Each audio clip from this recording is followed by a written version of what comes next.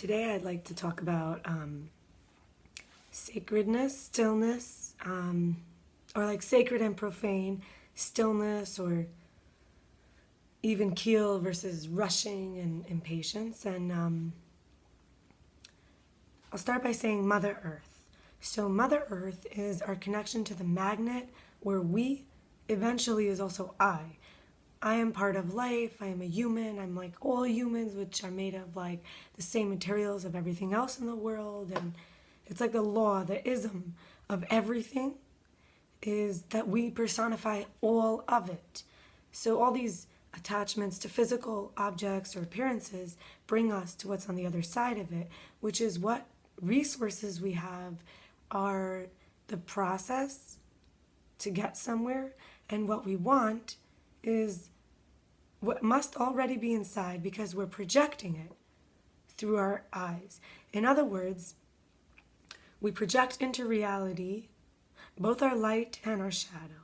So sacred and profane, when we learn about what respect means, dignity, clarity, we have this sense of life is sacred, relationships are sacred, time is sacred, privacy is sacred, innocence is sacred, space is sacred, money is sacred, even I would say effort. So all of this is sacred. And why do we forget? And it's because sometimes there's a sense of what is profane, which is our mind is trying to control something. It feels off. It feels contaminating, corrupted. It feels off. There's a threat. So the mind goes to the past and is trying to like regurgitate, find clues. The mind goes to the future. For relief, it says, oh, soon it will be better when that happens. And what's really happening is this cut off from the projection to being without personification, not yet being somebody who was who we were in the past or who we're going to be in the future when we think it'll be different. And this is like the idea that the mind, which I didn't make up, this is known, our mind, our thinking mind, when it's not embodied, doesn't want to stop getting more. It's like when we don't feel we know everything, we could fix everything, we just want something to stand on, even if it's that we're bad, but it gives us that anchor. So we have to step back sometimes from the personal humanity to see the perfection. And Ram Dass is an excellent teacher about this.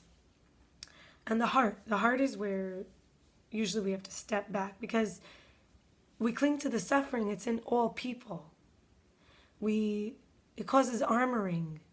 We have to keep letting go of that separateness. This is the heart letting go. The heart radiates versus the thinking mind has its own circuitry. If this, then this, and if I do this, it's linear, it's problem solving, it's connecting the dots. And we might say that the embodied mind is more the right side of the brain, but without separating it too much, if we want to stay feeling while in action, we're not rushing to the destination because we're not becoming absorbed or overwhelmed with the unbearable nature of impermanence because we're living in a time that's always changing. And we're not rushing to a time which doesn't change. It's like that time will be changing too, and the circumstances will be different. And there's a sense of unfairness here because why should I have to wait so long and it doesn't get better? Why should I have to do all this and nobody cares? Like these sense of there's something wrong and we either blame ourselves, we try to find control, we try to find all the times we were a victim, we plan even vengeful ideas in our mind. But this shows us that how we project into reality is our shadow. So either it's the light we don't admit we have, how could we be so bright that we cause this shadow? Or it's like literally as great as we are, we've denied how horrible we are too. And when I say great and horrible, I mean sacred and profane. How honoring and dignified we are and respectable versus how maybe without integrity or lying. And I'll just give some ideas I wrote here.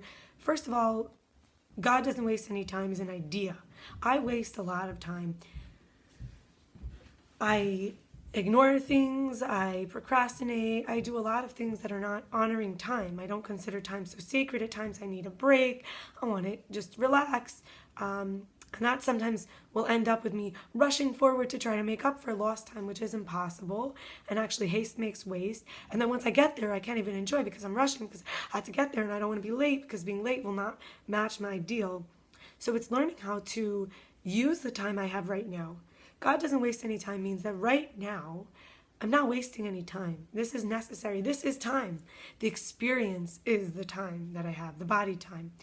Another thing is now, how do I use the time or the experience or the privacy or whatever it is I'm able to access as sacred, is to get to know one another.